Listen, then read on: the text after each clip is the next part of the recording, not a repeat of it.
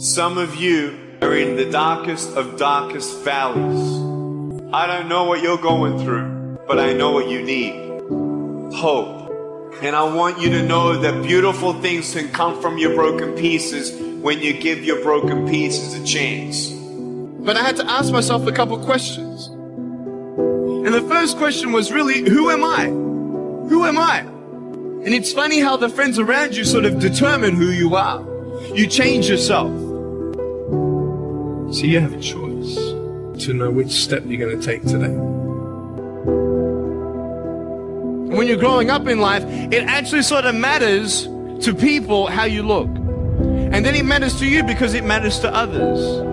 Why? Why does it matter how you look? Because if they don't like you, then who will? If they don't accept you, then who will? And the fear that we have is that we're going to be alone. That we're not good enough. And we have to change ourselves. So many people put me down and say, Nick, you look too weird and no one's really a friend and you can't do this and you can't do that. And I couldn't change anything. It's not like just fixing my hair one day and everything's fine. It's not like, just whatever. I couldn't change my circumstance. I couldn't just one day wake up and say, hey, give me arms and legs. I need arms and legs. It was so hard because people put me down. And I started believing that I was not good enough. I started believing that I was a failure. That I'd never ever be somebody who people would like or people would accept. And it was so hard, man. I thought to myself, I can't go on the soccer field like everybody else, and I can't ride my bike, and I can't skateboard, and all these sort of things. And I started getting depressed. I thought, what kind of purpose do I have to live? Are you just here to live to die? Is there not a purpose for me? Is there not a purpose in life? And I had questions and no answers. And I asked my mum and dad, why did this happen? I asked doctors, why did this happen? And they don't know. There are some things in life that are out of your control that you can't change and you got to live with. The choice that we have, though, is either to give up or keep on going. I want to ask you, what are you going to believe? Are you going to believe in yourself? Are you going to believe everybody else's judgment on you? Are you going to believe people when they say that you're a failure? No one really likes you, no one really cares about you. And it's not really to say that, hey, you need someone to come up and say, hey, really, I like you, I care about you. No, it's not that, but it's the fact that people put you down. People don't even look you in the eye. People ask you how you are and you say fine, but you're not fine, and they'll never know that. I tell you, life is interesting, life. So I have to take one step at a time, one step at a time, one step at a time. You can only take one step at a time. I don't care how big your step is, it's only one step at a time. You can't do two steps in one. You understand? So it's like one step at a time, and you take steps in this direction, you take steps in that direction. Sort of get lost along the way, and sometimes you fall down. But I tell you, there are some times in life where you fall down, you feel like you don't have the strength to get back up. Pretend that everything's okay when it's not, and you go home and lay in your bed when no one's looking at you, when you don't have to impress anybody, and you're yourself. And fear comes in. You know the fear that you have as soon as you walk into the doors of your house. Maybe if there's a broken home. Maybe you have doubt in your life. Maybe you don't know for sure what's going to be happening in the future, and it scares you. Maybe you're worried about what people think of you, what people say about you.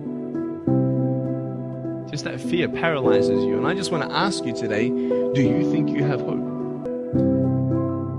You see, I will try 100 times to get up. And if I fail 100 times, if I fail and I give up, do you think that I'm ever going to get up? No. If I fail, I try again and again and again. For as long as I try, there's always that chance of getting up. Does that make sense? And it's not the end until you've given up. And just the fact that you're here should persuade you that you have another chance to get back up. I'm not here today to tell you that I understand your pain. I don't know how it feels to be abused. I don't know how it feels to feel, quote, fat and you've got an eating disorder. I don't know how it feels to have a broken home. I don't know how it feels.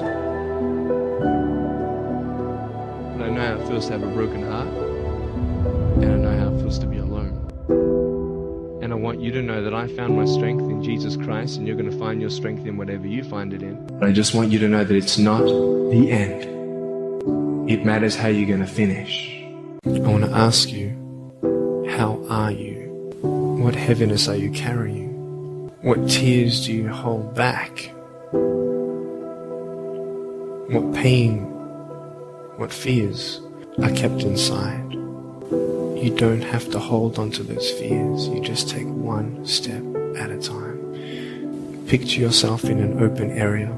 There's no buildings and there's no shelter, and there's a storm above you. And this storm represents the situations in your life. And you don't tell anybody what you're going through because first of all, they wouldn't understand. And second of all, they can't even help you anyway. You're in this storm and you're down on your knees and you're cold and you're weak and you feel like this is the end. Are you not still here? You are still here. We're all looking for hope. Hope you can't just have just because you were born with hope. No, we're born with pain. We're born and live through difficulties. And in our life, my parents always taught me that even though we don't know why I was born this way, that we have a choice. Either to be angry for what we don't have, or be thankful for what we do have. The greatest thing is love. When we feel like we don't have enough love and we don't have enough hope, we start losing strength to live. For me in my life as a child, I had a big wall. I was surrounded by 4 walls and a low ceiling of opportunity. I was set free in so many different ways, and especially surviving from day to day with my parents who loved me, who encouraged me, who told me that I was beautiful the way that I was, and not to worry about what other people said about me. And the world is a hurting place, and the world needs hope, and the world needs love. Without hope, I feel like, why are we here?